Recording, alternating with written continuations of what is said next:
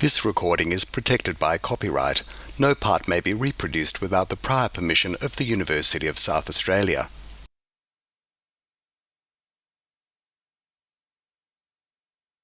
Good evening. As Chancellor of the University of South Australia, I am pleased to commence proceedings of the 2018 Annual Hawke Lecture under the auspices of the Bob Hawke Prime Ministerial Centre. Firstly, I would like to invite Uncle Lewis O'Brien to give the Ghana welcome.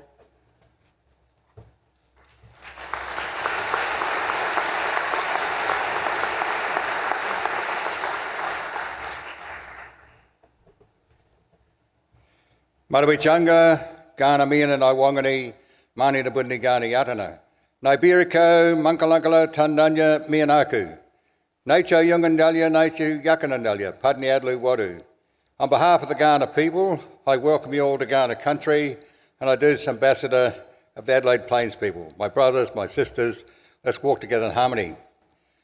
One of my friends went to the cemetery to put some flowers on his mother's grave, and when he looked up, next door to him was a Chinese man, burning incense, putting a little glass of wine down, opening a packet of cigarettes and putting 3 cigarettes uppermost and put them on the gravesite.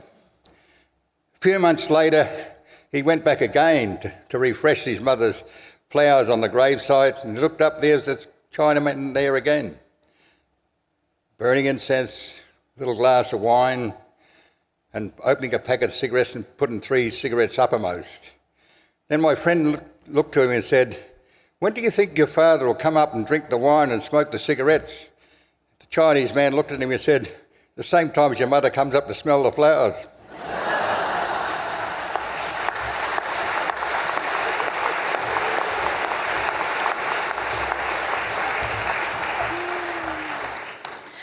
Thank you, Uncle Lewis.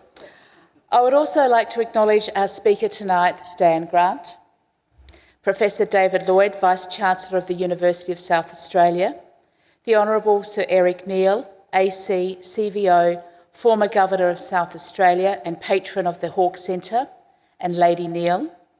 Professor Luwitu O'Donoghue, who is unable to attend tonight, sends her best regards.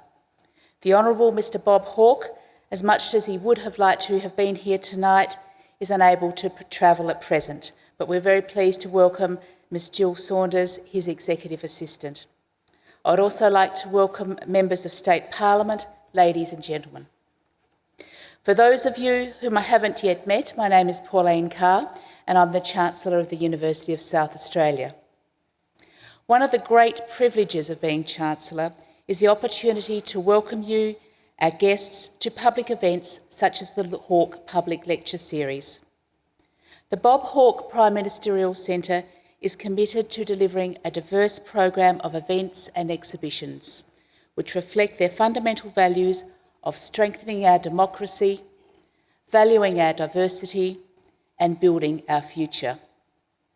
The Hawke Lecture Series is an opportunity to listen to the views of someone whose experience of human affairs is notable and whose concerns about our world are truly worthy of consideration. For the past 20 years, and tonight is our 21st lecture, we have had the opportunities to listen to a wide range of speakers on topics ranging from human rights to the environment, the economy and science.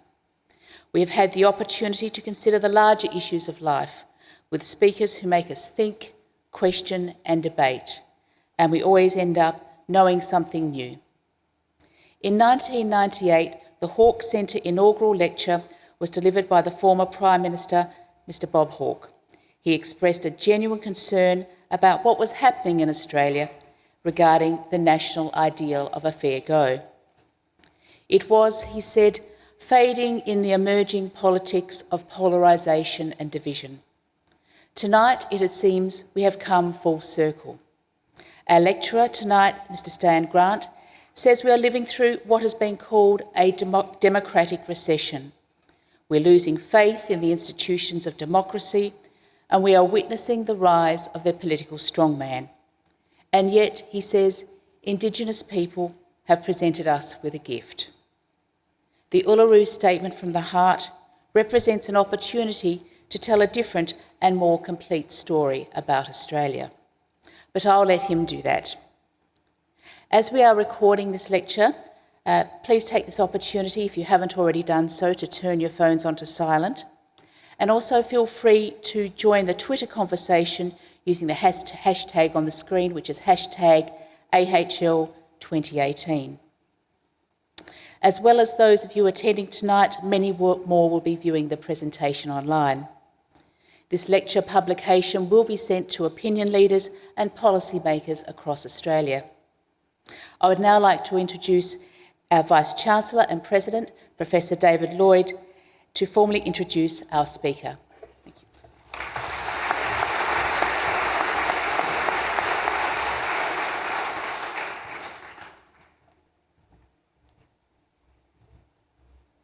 Nakanir na miarna, na marni na nari David, na arti yaku, na kuntarni takni naichu warli, na pulling the white na warna garna miarna, na pulling naichu kunyan tapathy. Now, what I just said, for those of you who lack Garna when spoken with an Irish accent, is hello, my name is David. While I'm not originally from this country, I am proud to call it my home. And I do so in the language of the Garna people as a sign of respect. And it's also how I, as an Irishman, get to welcome a Wiradjuri man to UniSA and to a Hawke event. Stan Grant is the ABC's Chief Asia correspondent and the host of the flagship current affairs programme, Matter of Fact. He's one of Australia's most respected and awarded journalists with more than 30 years' experience in radio and television news and current affairs. He has a strong reputation for independence and integrity. Prior to taking up his latest role, Stan served for a decade as the senior international correspondent for the CNN in Asia and the Middle East, broadcasting to an audience of millions around the world. He's about to take up a new role as Indigenous Affairs Analyst with the ABC and has joined academia as a Professor of Global Affairs at Griffith University. The award-winning and best-selling author of several books, Stan has contributed articles to many major Australian newspapers, magazines and journals. In 2002, he published The Tears of Strangers, about coming to terms with his Aboriginality. In 2016, Talking to My Country hit the bookshelves, a book which publishers HarperCollins described as an extraordinarily powerful and personal meditation on race, culture and national identity. Last year, Stan published The Urgency of Now, a story of history, memoir, politics, struggle, survival and hope. Expressing a cautious optimism, he wants to show us that there is something we can all do, that there is a path forward, a way towards true reconciliation, but it has to be done now. Indigenous people make up 3% of the Australian population. They make an incalculable contribution to Australia and to Australian culture.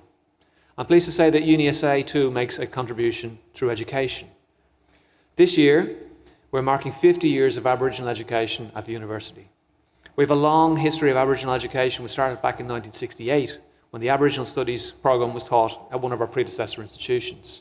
It became the basis for other Australian programmes nationally.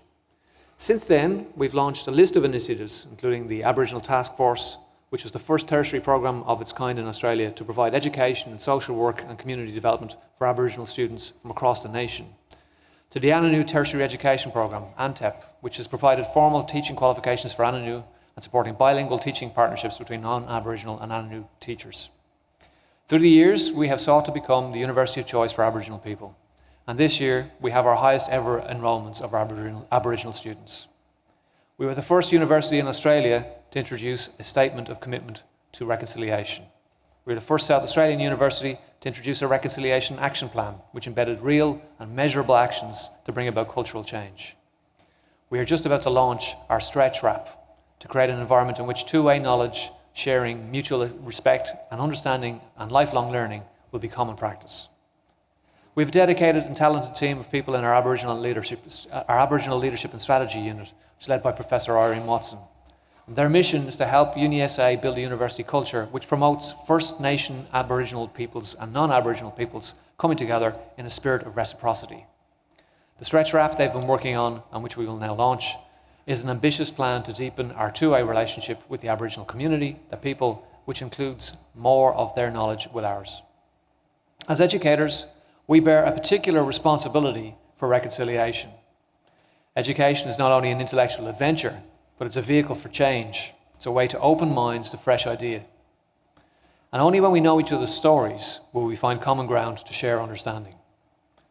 Stan Grant is a storyteller who, as an international journalist, saw his role in telling the story and taking people from one part of the world to another. He once wrote, and this was in the context of the racist taunts which were levelled against AFL legend, our good mate Adam Goodes, "I may see insult where none is intended.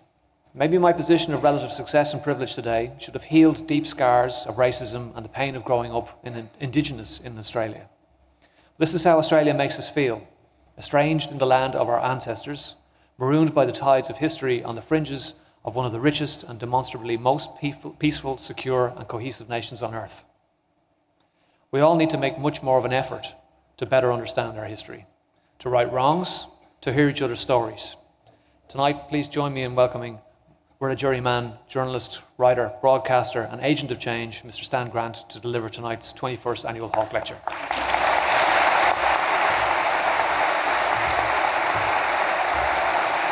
Thank you.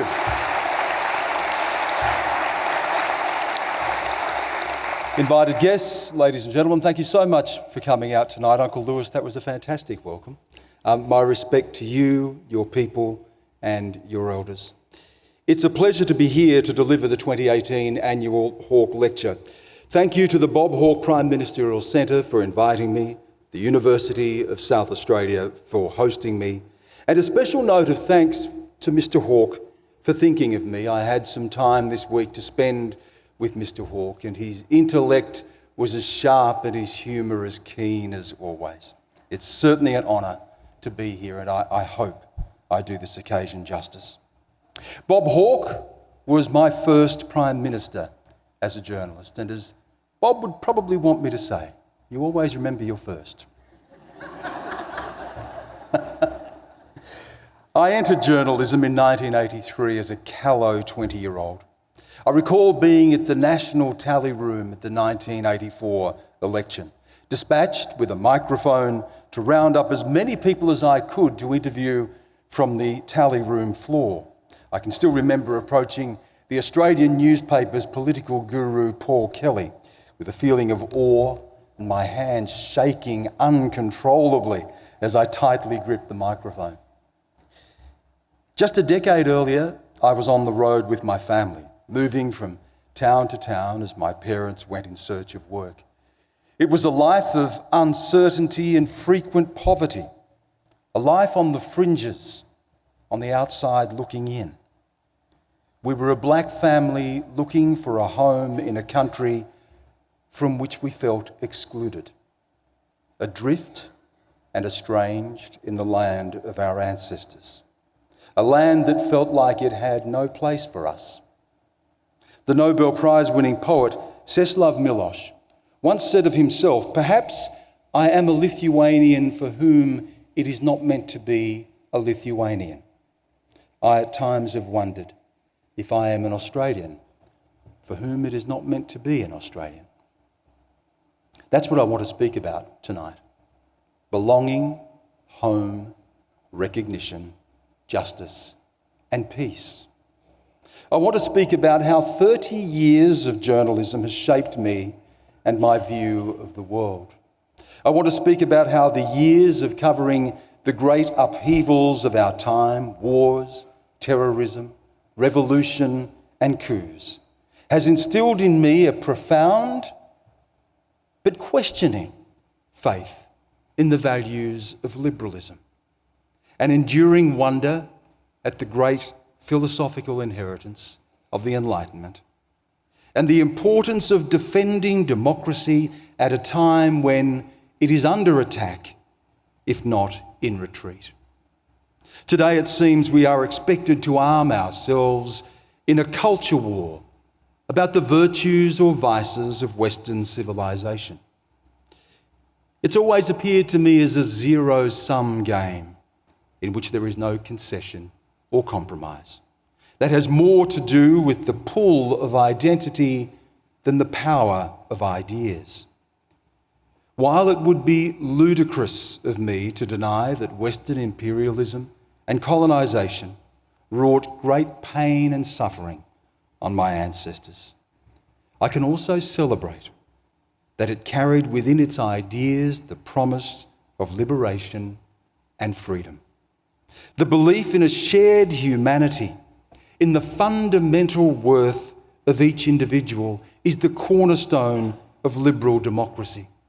I think of Immanuel Kant, the German philosopher, who first posed that question, what is enlightenment? Who urged us to use our reason, to have the courage to think for ourselves. In his words, to make use of our own understanding. It was Kant who believed that we should live free of the ball and chain of an everlasting permanent minority. Those words have helped set the course of my life. These thinkers challenged me to look outside of myself, to place reason and logic above superstition and challenge conventional wisdom. I have sought to look beyond parochial affiliations. In the words of Rousseau, cast away the yoke of national prejudice. These ideas may have sprung from the West, but they are not the preserve of the West. They belong to us all who yearn to live free. These were the beliefs that fired the imagination of a young black preacher from the American South who demanded that all people be guaranteed the unalienable rights of life, liberty, and true pursuit of happiness. Martin Luther King Jr. was steeped in the great philosophers. He knew that freedom flowed from the wellspring of the individual. But he knew too that as individuals, we formed a society and a nation. And that nation must be held true to its promise of equality. It was to Immanuel Kant that King looked as much as the scriptures. Kant, who believed in mankind's exit from its self-incurred immaturity. A nation that kept its foot on the throats of black people was an immature nation. But King did not look away from that nation. Instead, he held it to account. He asked America to believe in its own creed, in its own constitution. Political freedom did not just belong to man, but must be extended, he said, to all mankind. When Dr. King spoke of being judged not by the colour of skin, but the content of character, he was speaking the promise of the Enlightenment, the fundamental tenets of liberalism. A century before King, a man born into slavery, whipped and beaten in an attempt to break his spirit, spoke of his enduring and unshakable faith in that very nation that held him in chains. A decade before the American Civil War, Frederick Douglass gave a speech where he challenged America on its National Day. What to the American slave is your 4th of July? I answer, a day that reveals to him more than all other days in the year the gross injustice and cruelty to which he is the constant victim. To him, your celebration is a sham, your boasted liberty an unholy license, your national greatness swelling vanity. Your sounds of rejoicing are empty and heartless.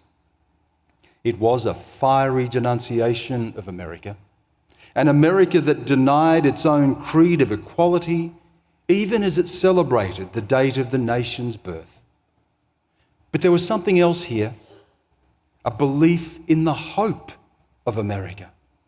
The hope lay in the Constitution, what Douglass called a glorious document. If America lived up to the full measure of its Constitution, he believed it would set all people free. As Douglass wrote, I do not despair of this country. Within the Constitution was salvation. A document, he said, entirely hostile to the existence of slavery. As he wrote, the arm of the Lord is not shortened and the doom of slavery is certain. For all his suffering, there burned in Douglass a fire of freedom that could not be extinguished. So too Nelson Mandela, who refused to be embittered by a quarter of a century behind bars, to commit to a freedom charter for his country. That South Africa, he said, belongs to all who live in it, black and white. That only a democratic state, based on the will of the people, can secure to all their birthright, without distinction of colour, race, sex or creed. In Australia, Yorta Yorta man William Cooper in 1937 petitioned King George V, collecting nearly 2,000 signatures calling for return of lands, recognition of full legal status and representation in the federal parliament. It was a powerful statement of both protest at the treatment of Aboriginal people and a belief in the foundations of Australian democracy. William Cooper believed in Australia when it did not believe in him.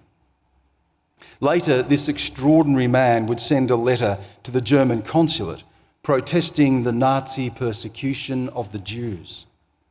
Cooper cut a striking figure, a mane of grey hair, a thick walrus moustache, giving him the air of a landed gentleman, within whose heart beat a proud patriot and a fierce warrior for his people. That he saw the struggle of all people as his struggle speaks to the power of Enlightenment ideas of universal humanity, equality and dignity. Yes, this tradition belongs to us all. As the scientist Richard Dawkins has said, liberalism is not carried in the genes. It transmits across bloodlines and cultures. The French philosopher Pascal Bruckner recognised a darker and more troubling legacy, yet said of Western civilization that it is like a jailer who throws you into prison yet slips you the key. Slavery, racism, tyranny, these are all part of the history of the West, yet so too is emancipation. That is what fired the minds of King, Douglass, Mandela, Cooper, and they demanded democracy be true to its ideals. Those today who unequivocally denounce Western civilization as simply the oppressive history of dead white men should be mindful. They are traducing to the legacy of courageous and thoughtful black men. In this time of democratic recession, when liberalism is feeding on itself, when we are losing faith in our institutions and our traditions, I look to those heroes. I'm inspired by the beliefs and values that inspired them. I seek to maintain faith that the explosion of ideas that emerged from Europe a little over 2 centuries ago, that lit up the world, that inspired revolution in the United States and in France, that gave voice to the dignity of each human being, that grappled with its own failings, that could imprison and yet set free, can complete our democracy in Australia and make good on the faith and hopes of William Cooper and the generations of Indigenous people who followed, who have never wavered in the fight to make us a better country. The Uluru Statement from the heart adds its voice to that glorious struggle for justice. It is a link in an unbroken chain that stretches back to the Enlightenment. It is an echo of the words of Rousseau: man is born free and everywhere he is in chains. The Uluru Statement indeed seeks to write a new social contract for this land. Consider its words: a plea that a people for so long in our nation's history not counted should now be heard. It speaks to the torment of our powerlessness. Yet it seeks release from that torment not by separation from or rejection of Australia, but by joining that abiding sense of Indigenous sovereignty to the legal and political sovereignty of the Commonwealth. In this way, it looks to form a new people, Australians indivisible. Listen again. With substantive constitutional change and structural reform, we believe this ancient sovereignty can shine through as a fuller expression of Australia's nationhood. The Uluru Statement is at one with the long-held aspirations of the descendants of the first peoples of this land. It finds its wellspring in the William Cooper petition. It builds on the resolution of the 1938 Day of Mourning, when Aboriginal people protested the 150th anniversary of colonisation. Their resolution that read, "And we appeal to the Australian nation to make new laws for the education and care of Aborigines, and for a new policy which will raise our people to full citizen status and equality within the community." It remains faithful to the Yirrkala bark petitions of 1963, which spoke of the fear of being ignored and the desire to share power. The Uluru Statement from the Heart reminds us of the lament of the Larrakia petition of 1972, which said, "Today we are refugees in the country of our ancestors." At each step, the Indigenous voice of protest has spoken with dignity, a belief in equality and an abiding, if at times far too often, a vain trust in democracy. I read those words, I hear those voices, and I cannot but believe that the dreaming can find its expression in the Enlightenment. The Uluru Statement from the Heart is, I believe, a high watermark in the history of Australian liberalism. It came after an exhaustive process of consultation from the top end to the Tasman Sea, from the cities to the Red Centre. People listened and were heard. Stories were shared and tears were shed. Some have walked away and renounced it, and that is their right. But at a convention at Uluru, there was abiding resolve born of consensus. The key recommendation is that a representative body be enshrined in the Constitution, what has become known as a voice that would give Indigenous people some input and advice into policy directed toward them. A people for whom Australian democracy was first designed to exclude was saying, democracy can work for us. There are those in Australia, people with their own deep commitment to liberalism, who find fault with the Uluru Statement. They believe that race should have no place in our Constitution, and I agree with them. But we should remember this. Race is baked into our democracy. It was there at the very beginning, section 51(26) of the Constitution, commonly referred to as the race power. It authorised the Parliament to make laws for the people of any race other than the Aboriginal race in any state for whom it deemed necessary to make special laws. It wasn't until the referendum of 1967 that the words "other than the Aboriginal race" were deleted. That referendum also struck out section 127 that had said, "In reckoning the numbers of the people of the Commonwealth, Aboriginal natives shall not be counted." Section 25 remains, which allows for the disqualification from voting of persons of any race. we cannot simply wipe clean the stain of race from our politics. In 2018, we should have moved beyond the scientifically discredited and destructive ideas of race. Indigenous peoples are not a race. They are the first peoples of this land. In some parts of the world, there are Indigenous people who would be classified as white. The Uluru Statement does not seek a voice for a race, but representation for a people. They are a people for whom the federal government can still make special laws. They are a people for whom our courts recognise unique rights such as native title. They are a people who have endured a history at times of neglect, segregation, and discrimination.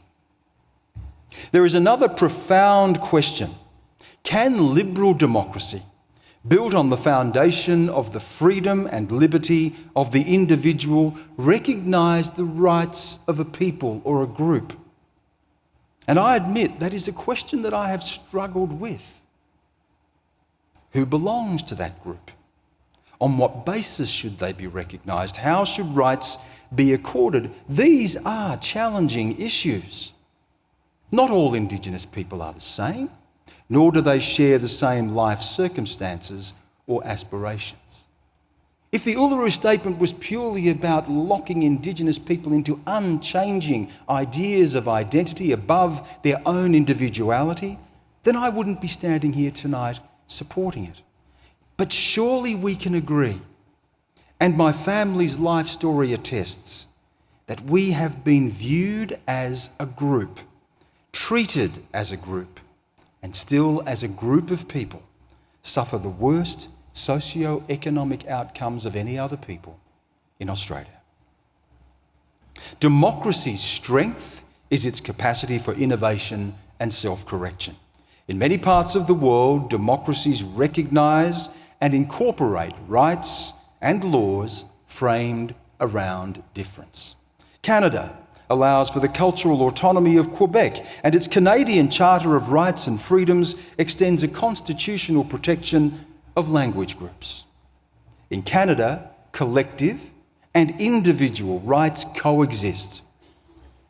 The Uluru Statement makes a plea to empower the powerless here and ignite the individual potential of each Indigenous person in Australia. As the statement says, when we have power over our destiny, our children will flourish. They will walk in two worlds, and their culture will be a gift to their country.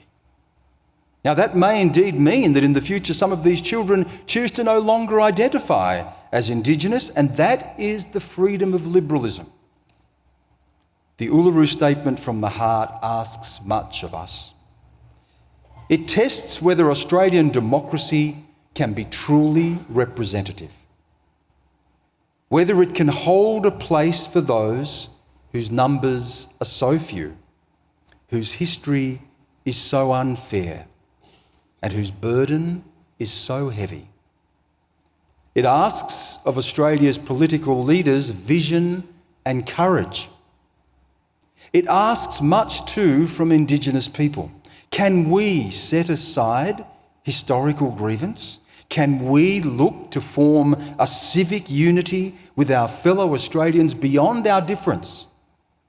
In the choice of the Yolngu word, makarata, it asks us all, can we make peace after our struggle? The questions posed by the Uluru Statement from the heart come at a time when some fear that democracy itself is doomed.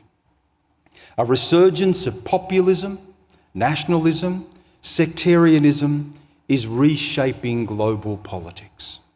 New schisms are appearing around questions of identity. The Indian writer Pankaj Mishra has called this the age of anger. The American political scholar Amy Chua tells us we are retreating to our political tribes. We are putting up walls, dividing ourselves into us and them. It is a 21st century law of the jungle where we are apt to tear each other limb from limb. Professor Chua traces how identity politics is remaking our world and has already triggered a revolution in American politics. Tribal instinct, she says, is not just an instinct to belong, it is also an instinct to exclude. The people I have spoken of tonight, the heroes who have inspired me, King, Douglass, Mandela, Cooper, they believed in the politics of respect. Yet today, we are in danger of sacrificing those ideals for a new politics, a politics of resentment. It is a resentment that sups from the poisoned waters of historical grievance, a narrative of loss and humiliation. I am in mind of the poem The Rose Tree by the Irish writer W.B. Yeats. But where can we draw water, said Pearse to Connolly, when all the wells are parched away? O plain as plain can be, there's nothing but our own red blood can make a right rose tree. Nothing but our own red blood. Our histories increasingly frame our identities, and far too often they are dripped in blood. The German philosopher Friedrich Nietzsche spoke of what he called a malignant historical fever. A malignant historical fever. He warned of what he called the man of ressentiment. To Nietzsche, the French word goes further than mere resentment. Ressentiment is more than harbouring a grudge or seething anger. It is the unquenchable thirst for revenge. It is the refusal to let go. Suffering forms the core of identity. To Nietzsche, the man of ressentiment is a prisoner of his past, caught in a time warp. He returns always to the source of injustice he cannot fix and does not wish to fix. History for him is a festering wound, to be picked at over and over, never allowed to heal. His suffering becomes his strength, his weakness the greatest weapon he has over his oppressor. The early 20th century German political philosopher Carl Schmitt was influenced by Nietzsche. As the Nazis co-opted Nietzsche's ideas, so did Schmitt align himself with Hitler's regime. Yet for that, he still holds lessons for us. Reading Schmitt helps explain much about our age. He wrote the playbook of identity politics. To Schmitt, politics was not about having adversaries or opponents. It was about enemies. Antagonism became a battle of good versus evil. His book, The Concept of the Political, makes disturbing and bracing reading. Schmitt said, "We reach the high point of politics when the enemy is in concrete clarity recognised as the enemy." To Schmitt, what always matters is only the possibility of conflict.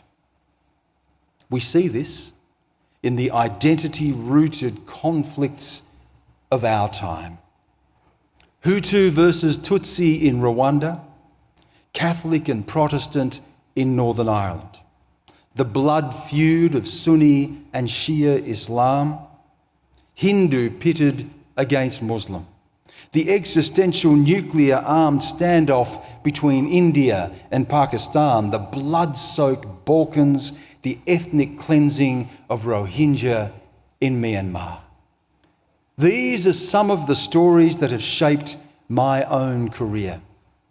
I have stood in far too many blood-drenched marketplaces where someone has killed out of a distorted sense of identity fused with grievance. The Indian philosopher and economist Amartya Sen has written extensively about issues of identity and justice. He warns of what he calls solitarist identities, the dangers of limited or restrictive ideas of identity. A solitarist approach, he says, can be a good way of misunderstanding nearly everyone in the world. Our shared humanity gets savagely challenged. Singular classifications, he says, makes our world inflammable. Put simply, identity can kill and kill with abandon. Historical grievance has become a mantra for political strongmen, stoking a virulent nationalism. In China, Xi Jinping regularly reminds his people of the 100 years of humiliation by foreign powers stretching back to the Opium Wars of the 19th century. Vladimir Putin exploits Russian nostalgia by describing the collapse of the Soviet Empire in the 20th century as that century's greatest catastrophe. Turkey's Recep Tayyip Erdogan laments the end of the Ottoman Empire. Hungary's Viktor Orban boasts of his illiberal democracy and locates his nation's identity in the humiliation of the post-World War I Treaty of Trianon, which stripped the country of 2/3 of its territory. Islamic State has helped radicalise a new generation of young, disenchanted Muslims with its appeal to remember the Crusades and restore the Caliphate. On and on it goes. Everywhere the grievance of history, a permanent enemy, and the galvanising force of unending conflict. This toxic identity that has made our world so perilous is taking root too within democracies. As American political scientist Mark Liller says, it is spreading like a cancer. He says identity politics is shattering the idea of shared citizenship. The word we, he says, has been banished from political discourse. Liller says this is a disastrous foundation for democratic politics.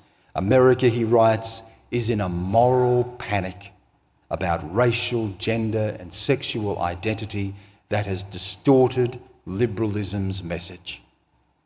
At its worst, it is pitting groups from the left and the right into open and often violent conflict. In the United States, white supremacists have clashed with anti-fascist activists. In the American South, those burnishing Confederate flags, harbouring a grievance left over from the Civil War, have unleashed bloodshed. Long-cherished constitutional rights of free speech are under attack. This is the state of democracies today. A competition for recognition and power that is rendering our polity fractured and unworkable.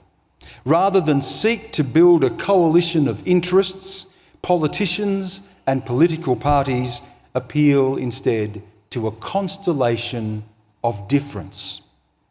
We define ourselves not by what we are, but what we are not. Morality is found in resistance. Canadian philosopher Charles Taylor has called this the politics of difference.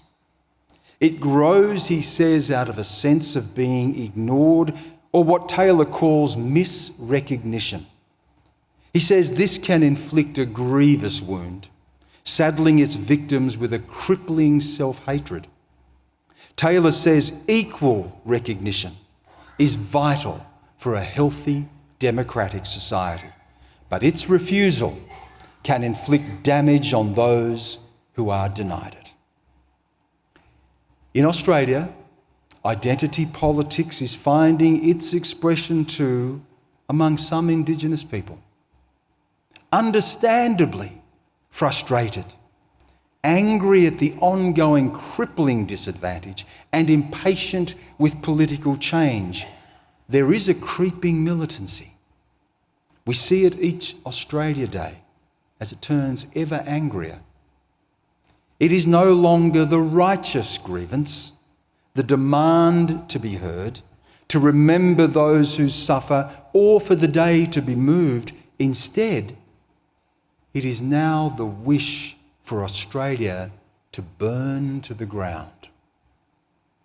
In identity politics, Mark Liller observes the shipwrecked mind, the people who see the debris of paradise drifting past their eyes. They have an apocalyptic view of history, a rip in time that widens with each passing year. To the shipwrecked mind, the present, not the past, is a foreign country. All that remains is the memory of defeat, destruction, and exile. The Uluru Statement from the heart is an antidote to the divisive politics of identity. It elevates the politics of respect above the politics of resentment. Rather than wallow in loss, it unshackles identity from the chains of history. Indigenous children will no longer inherit the collective memory of wounds. They will find their country in the present, not in the past. Its call for truth-telling offers to close that rip in time, a national catharsis, not a national bloodletting. Its pledge to walk in two worlds fuses the horizons of all Australians. Charles Taylor says, "We are formed by recognition. Non-recognition or misrecognition," he says, "risks imprisoning someone in a false, distorted, and reduced mode of being." Identity is not formed alone. It is tied to recognition. It is something negotiated. It is worked out in dialogue with others. But the Uluru Statement from the heart reminds us that for too long in Australia, that has been a one-way conversation. When people are excluded, judged, or silenced, identity retreats into the shadows. And as we are seeing around our world, it festers and turns toxic. The great strength of liberalism is its celebration of the dignity of the individual. Individuals are the iron in the blood of democracy, breathing life into the body politic. But we do not walk through our lives alone.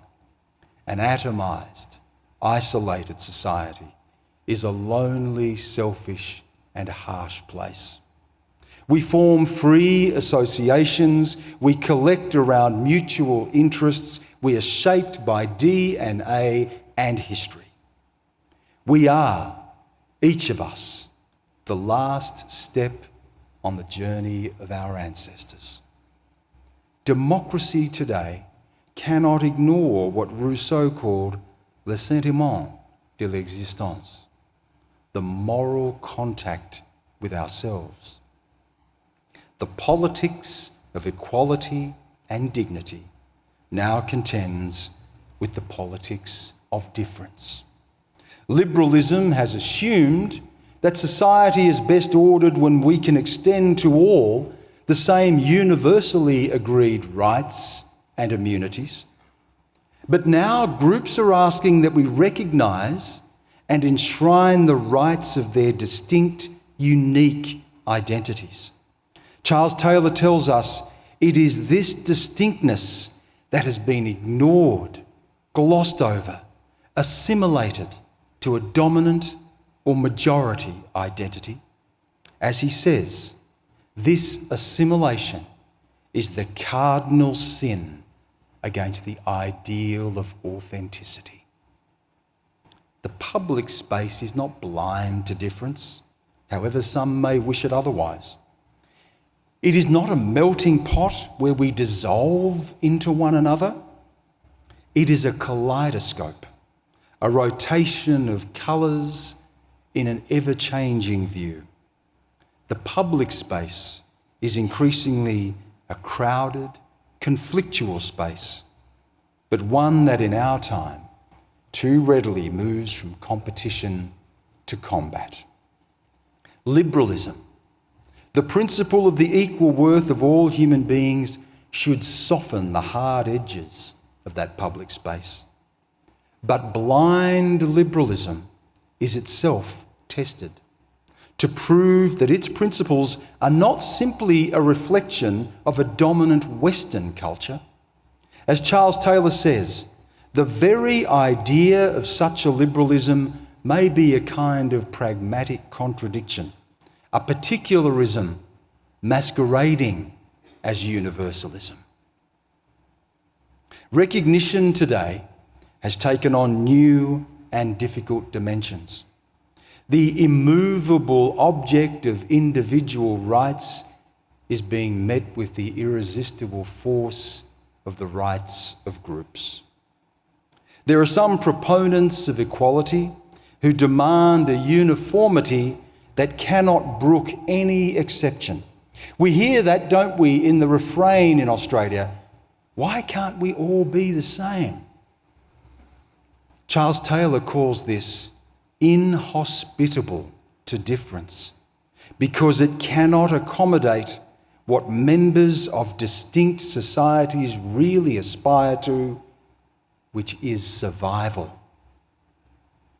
That ultimately is what the Uluru Statement aspires to. Survival. Perhaps this explains those who have opposed it. They do not understand, or worse, are indifferent to the desire of Indigenous Australians for survival.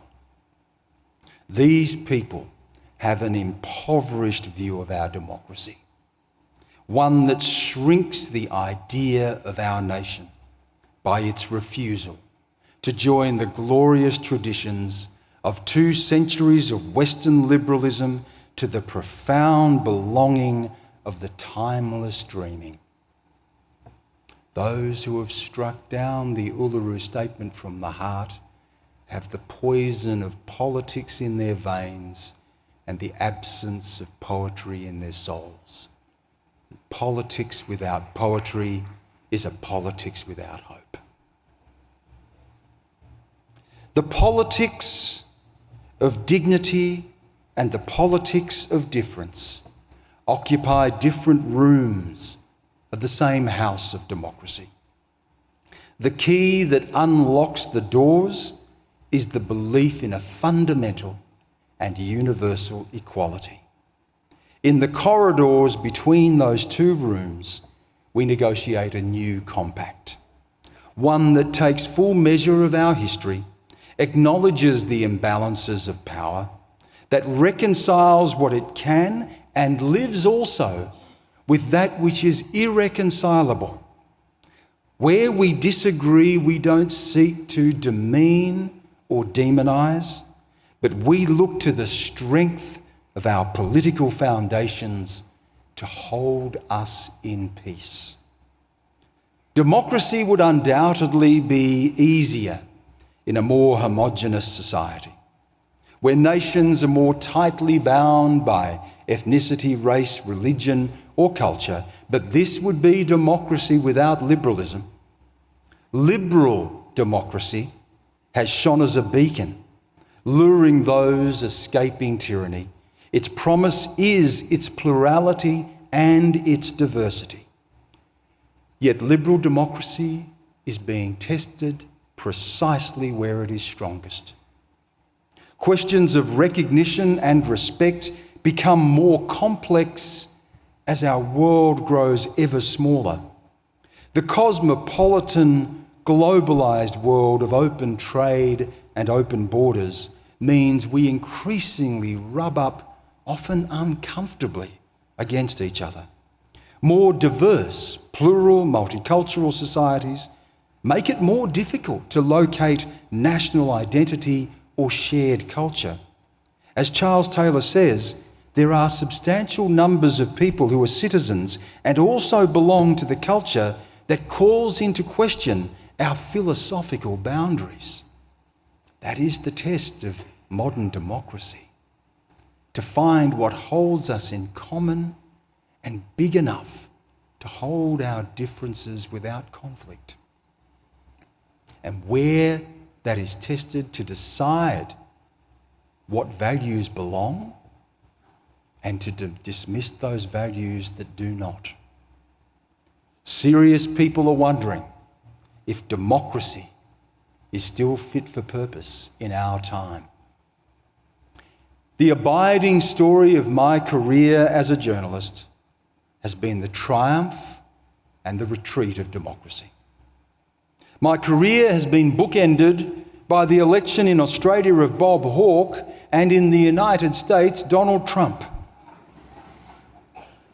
It has been framed by the age of consensus and the age of anger. What put us here? How did the United States, that helmed a post-World War II global order that outlasted the challenge of the Soviet Union, descend into rancour and division? How did we go from Ronald Reagan's "It's Morning in America" to Donald Trump's American carnage? John Adams, one of the founding fathers of the United States and its second president, once said, "Remember, democracy never lasts long. It soon wastes, exhausts, murders itself. There never was a democracy," he said, "that did not commit suicide." Is that what we are seeing in our time? Is this the inevitable death of democracy before it has even had time to grow old? When I set out on my journalistic adventure in the 1980s, this is not how the future looked. The second half of the 20th century was a boom time for democracy. Germany emerged from the trauma of Nazism. South Africa threw off the yoke of apartheid. Decolonisation across Africa and Asia created new, free, democratic nations. And in other parts of the world, Latin America and Europe, autocratic regimes were being swept aside. Between 1970 and 2010, the number of democracies in the world increased from 35 to 120. According to Freedom House, which measures the health of democracy, by then 63% of the world lived in democratic states. Democracy's appeal is obvious. As The Economist magazine pointed out in a recent essay, democracies are on average richer than non-democracies, are less likely to go to war against each other, and have a better record of fighting corruption. More fundamentally, democracy lets people speak their minds, and in an echo of the Uluru Statement, allows their children to shape their own futures. It is worth recalling the words of Winston Churchill. Many forms of government have been tried and will be tried in this world of sin and woe. It has been said that democracy is the worst of government, except for all the others. By the beginning of the 1990s, this American-led liberal democratic order had triumphed over its great ideological rival, communism. Who could forget the words in 1987 of US President Ronald Reagan to his Soviet counterpart Mikhail Gorbachev, "Mr. Gorbachev, tear down this wall." In 1989, the Berlin Wall came down. The Soviet Union was dismantled on December 26, 1991 at 7:32 p.m. The Soviet flag was lowered over the Kremlin for the last time. In the United States, a then little-known State Department official, Francis Fukuyama, believed that he saw not just a pivotal moment for the world, but the very zenith of humanity. He penned an essay published in the National Interest magazine in 1989 with the title, "The End of History."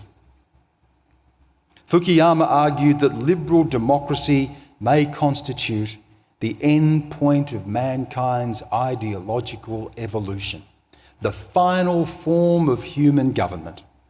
As Fukuyama wrote back then, as mankind approaches the end of the millennium, the twin crises of authoritarianism and socialist control planning have left only one competitor standing in the ring as an ideology of potential universal validity: liberal democracy, the doctrine of individual freedom and popular sovereignty. George H.W. Bush, the 41st president, addressing Congress in 1990, hailed a new optimism. In his words, free from the threat of terror, stronger in the pursuit of justice, and more secure in the quest for peace. President Bush said a new world was struggling to be born, a world where the rule of law supplants the rule of the jungle. Liberal democracy came to be seen as a fait accompli. Those remaining holdouts would soon be swept aside. In 1997, President Bill Clinton lectured the Chinese leadership, saying its refusal to adopt liberal democracy put it on the wrong side of history. This was the age of globalisation, a more connected world, a more wired world. Borders and trade barriers were coming down, people and goods moving more freely. Europe would soon put aside its blood-soaked history to form a new union. But history is not so easily tamed nor so predictable. With the vantage of hindsight, we can see how the triumphant West fell prey to hubris, with an unshakable belief in liberalism and its shibboleths: secularism, universalism, individualism, tied to the power of the market. The West is accused of going to sleep at the very time that its power and reach was at its height. Political scientist Joseph Nye, a man credited with coining the phrase soft power, in his book The Paradox of American Power, warned about the dangers of American complacency. After the collapse of the Soviet Empire and the end of the Cold War, he said, the United States stopped paying attention to the world and turned its sights inward. Even those who did look beyond America, he wrote, became arrogant about our power, arguing that we did not need to heed other nations. We seemed both invincible and invulnerable. Political scientist and former Singapore ambassador to the United Nations, Kishore Mahbubani, in a recent book poses this question: has the West lost it? The short answer is not yet, but history is turning. The West, he says, has been at the forefront of history for 200 years, but now it must adapt to a world it no longer dominates. Mahbubani says Fukuyama's end of history did a lot of brain damage. Having won the Cold War, the West went on autopilot. In 2008, journalist and political commentator Fareed Zakaria published his book, The Post-American World.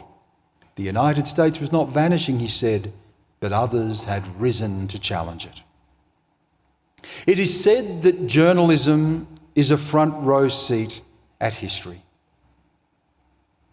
And that's what it has been for me. I have spent the best part of 2 decades outside of Australia, reporting the biggest events of our time. It has taken me from the mountains of Pakistan and Afghanistan to the blood-soaked markets ripped apart by terrorist bombings, to the fall of Saddam Hussein, the death of Osama bin Laden. I have peered into the closed world of North Korea, watched up close as apartheid fell in South Africa, saw the People's Liberation Army cross the border into Hong Kong as China reclaimed its territory, saw a new nation born in East Timor, saw a peace deal signed to end the troubles in Northern Ireland, and watched a nation mourn the death of Princess Diana that changed the British royal family. But three pivotal moments stand out, and they have helped set a new course for the 21st century. The rise of Islamist terrorism, the global financial crisis, and the increasing power of China. The attack on the US on September 11, 2001 was a devastating rejection of so-called Western values by a small but enormously influential radicalised group of Islamists. Osama bin Laden's Al-Qaeda violently rejected the ideals of liberal universalism and secularism. It sparked a war on terror that has spanned from Afghanistan to Iraq and has morphed into new theatres across the Middle East, Africa and Southeast Asia. London, Brussels, Paris, Jakarta, Nairobi, Sydney, these are just some of the cities that have felt the reach of terrorism. It remains a war without end. In 2008, the collapse of the big banks, which sparked what has become known as the global financial crisis, rocked the foundations of the liberal democratic order. On a personal level, economic collapse cost jobs and houses, but more broadly, as The Economist magazine pointed out, the damage the crisis did was psychological as well as financial. It revealed fundamental weaknesses in the West's political systems, undermining the self-confidence that had been one of the West's greatest assets. People who lost their homes and their livelihoods looked on aghast as the banks were deemed too big to fail. Those who profited from a corrupt, exploitative system, who rigged the game in their favour, signing up gullible, vulnerable people to a complex financial shell game, paid little or no price. The newly installed Obama administration bailed them out, even as people themselves went to the wall. The global financial crisis has shone a spotlight on the growing inequality. To ordinary people, the game looked rigged. The lifeblood of democracy is faith and trust. If people feel cheated, if governments fail to deliver on the promise of a better future, then the future of democracy itself is at risk. While the liberal democratic West struggled, I was reporting on the China economic juggernaut. It was continuing to grow, defying warnings of imminent collapse while steadfastly and determinedly rejecting what we in the West call universal values. It has defied the march of history, adapting the bits of Western capitalism that suit it, but rejecting political liberalism. Indeed, under Xi Jinping, China is doubling down on authoritarianism.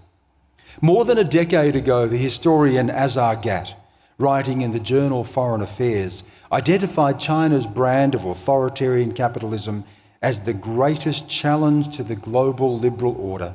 As he wrote, China rapidly narrows the economic gap with the developed world. The possibility looms that it will become a true authoritarian superpower. It's one of the ironies of history that it was the power and the ideas of the West that helped to underwrite China's rise. Historian Niall Ferguson says China has been the big winner of the liberal order. He points out that in 1980, China accounted for 2% of the world economy. Now, it is nearly 20%, more than the US and Canada combined. As America has been bogged down by war and financial collapse, the Chinese Communist Party could claim it has a better model. No, history did not end in 1989. It shifted continents. Francis Fukuyama, at least in his original essay, did acknowledge the prospect that history would return. He warned of a nostalgia for the time when history existed. As he concluded, perhaps the end of history will serve to get history started again. History is indeed back. Take a snapshot of our world. You would be forgiven for thinking we are edging toward the abyss. We are sleepwalking to catastrophe. We have a nuclear-armed North Korea, a belligerent Russia renewing talk of a Cold War, The threat of conflict in the South China Sea, the spectre of fascism, resurgent populism, a return to hard borders, rising xenophobia, a retreat from global trade and taking refuge in protectionist policies, the potential fracturing of Europe, and all of this played out against the drumbeat of anger. Freedom House, which had trumpeted the growth of democracy, in 2015 released its report that it called Discarding Democracy, the Return of the Iron Fist, and it found an erosion of civil liberties and rule of law. It said that democracy was, quote, under greater threat than at any point in the last 25 years. How remarkable it is that at a time when globally democracy is at a crossroads, in Australia, a people for whom democracy was never intended are offering its great defence. A people who have carried the heaviest load and have travelled the longest journey are offering to take the final steps for the nation to complete our political union. I don't stand here tonight cloaked in the armour of the political identity warrior. I have no desire to look upon my fellow citizens as enemies. I am proudly descended from the first peoples of this continent, and I draw my ancestry too from an Irish Catholic convict. I don't stand on the ship or the shore, but I am that space in between. In that space, I become an Australian. In that space, I have looked to liberalism, its belief in equality, dignity, freedom. I don't believe that liberalism seeks to extinguish any part of me, but that it can hold my difference. In liberalism, I find recognition of my survival. If the end of the Cold War could be seen as the end of history, a crowning glory of liberal democracy, then the Uluru Statement from the heart can mark the end of history here. Its commitment to the Constitution, its faith that in democracy the first Australians can be released from the torment of powerlessness, is a belief in humanity's capacity for progress. The former slave, Frederick Douglass, declared that slavery could not hold, that the Constitution would not allow it, and America waged a bloody war for its soul. But on January 1, 1863, President Abraham Lincoln signed the Emancipation Proclamation that set more than 3 million enslaved Americans free. Nelson Mandela spent long, dark nights in prison lockdown, but he emerged into the light to lead a country that would itself no longer be imprisoned by race hate. Martin Luther King Jr. took his people to the mountaintop and peered over at the promised land. He did not live to get there with them, but in 2008, Barack Obama became president of the United States, judged by all, not by the colour of his skin, but the content of his character. William Cooper petitioned the King to win seats for Aboriginal people in our federal parliament. Today, there are more Indigenous people elected to our governments than at any time in our history. Ken Wyatt is a minister of the Crown. These were visionaries. They were leaders of courage. Each held dear the tenets of liberalism and democracy, even when each had so many reasons not to. The work is not done. Democracy is never finished. Freedom demands eternal struggle. I'm thinking tonight of the words of Dr. King. The moral arc of the universe is long, but it bends toward justice. And I hear those words that came from the desert, the Uluru Statement from the heart. We leave base camp and start our trek across this vast country.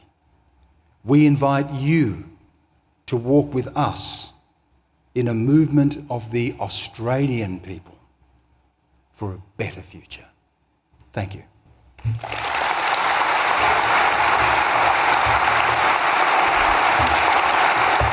Thank you very much.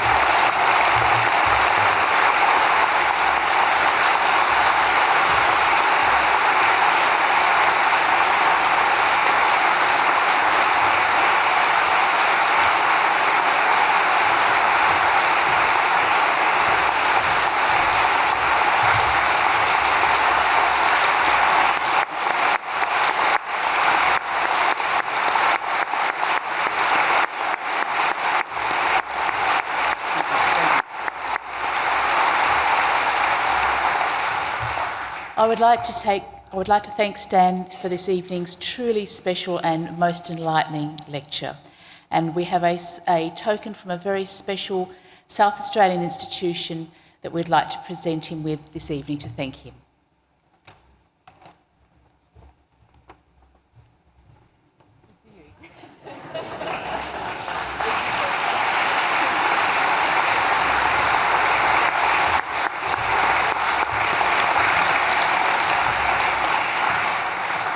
I would like to thank Jacinta Thompson, Executive Director of the Bob Hawke Prime Ministerial Centre, and her team for bringing us all together here tonight. This lecture will be available soon on the Hawke Centre's website, and I think it's most worthwhile hearing it again and sharing it with your family and friends.